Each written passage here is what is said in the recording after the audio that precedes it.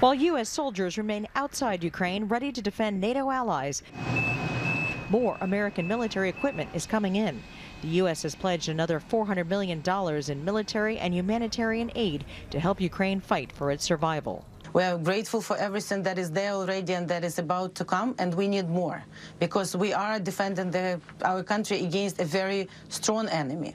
U.S. President Joe Biden has asked Congress for an additional $6 billion for Ukraine, most for its military.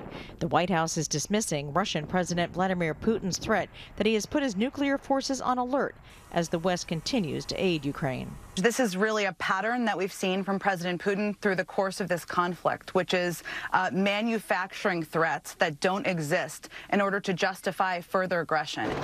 President Biden is re-emphasizing that American troops cannot enter this war without creating further historic escalation.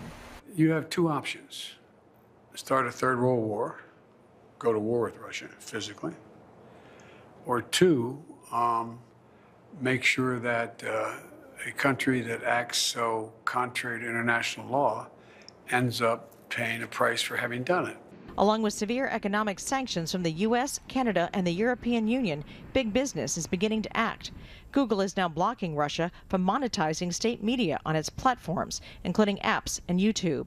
And a handful of airlines will no longer fly into Russia, Delta suspending its partnership with Russia's Aeroflot. While others are protesting in a different way, dumping Russian vodka from bars and restaurants, like in Canada. Evil Pie is going to be offering $5 F Putin shots of Ukrainian vodka, and all proceeds are going to go to support humanitarian efforts in Ukraine. More and more businesses and individuals aiming to hit Russia where it hurts in protests of this unprovoked war.